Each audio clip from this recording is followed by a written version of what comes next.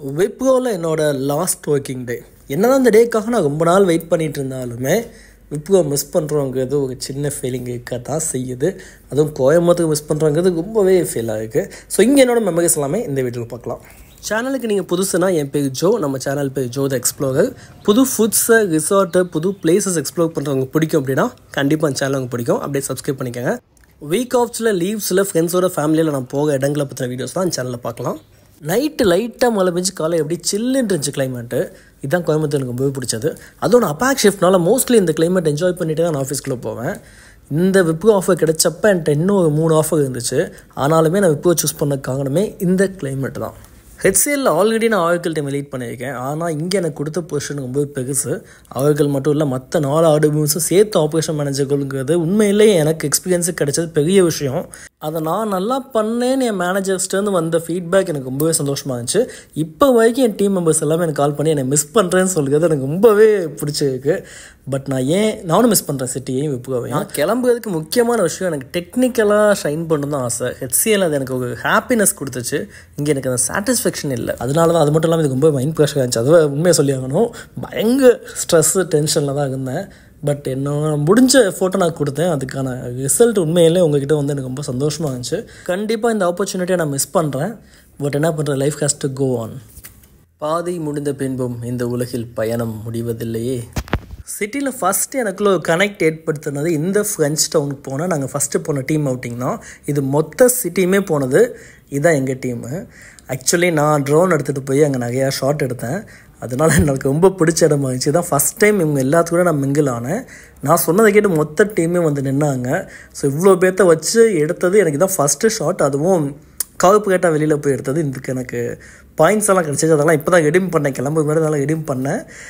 இதனால் மறக்கவே முடியாத ஒரு டைம். இது மூலயமா நிறைய பேர் எனக்கு ஃப்ரெண்ட்ஸ் கிடச்சாங்க. இவங்க எல்லாத்தையுமே நான் பார்த்து சொல்ல முடியல. பட் இந்த வீடியோ பார்ப்பாங்களான்னு தெரியல. இந்த ஃப்ரெஞ்ச் டவுன் பற்றி வீடியோ பார்க்கணுன்னா நான் டிஸ்கிரிப்ஷன் லிங்க் போட்டிருக்கேன்.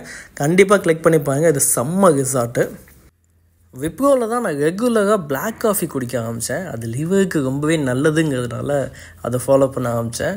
இந்த இடத்துல நான் மோஸ்ட்லி தனியாக தான் காஃபி குடிப்பேன். அப்பாக் ஷிஃப்ட்டில் கோயம்புத்தூரில் அவ்வளோ ரிசோர்ஸ் இல்லை. ஸோ இமியா நெக்ஸ்ட்டு செகண்ட் ஷிஃப்ட்டுக்காக நான் வெயிட் பண்ணுவேன் இந்த லீட்ஸ் வர்றதுக்காக. ஸோ இவங்களாம் நான் கொஞ்சம் டைம் ஸ்பெண்ட் பண்ணவே கிடைக்கும். எப்போயாவது பார்த்து பேசிட்டு தான் நான் கிளம்புவேன். ஷிஃப்ட்டு முடிஞ்சே போவேன். இல்லைனா இப்படி தான் தனியாக காஃபி குடிச்சிட்ருக்கணும். ஸோ இது செகண்ட் டேயில் நாங்கள் போன டீம் அவுட்டிங் கேட்லிஸ்ட்டை யூஸ் பண்ணிவிட்டு இதை நான் தான் சூஸ் பண்ணேன். இந்த லொக்கேஷன் அண்ட் ஆல்சோ பிளான் பண்ணது நாங்கள் தான் சேர்ந்து பிளான் பண்ணோம். இது டேட்டாபேஸ் டீம் மட்டும் தான் போனோம்.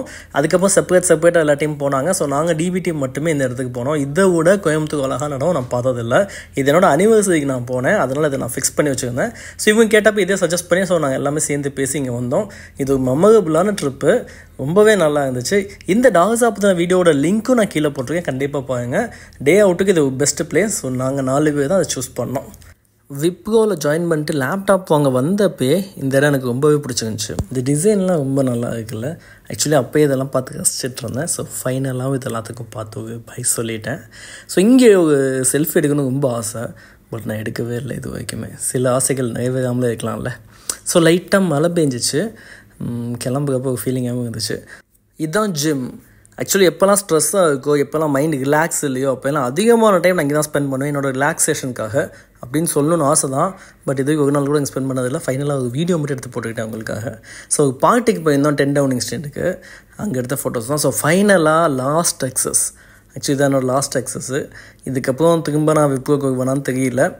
பட் எனக்கு ரொம்ப பிடிச்ச கம்பெனி தான்.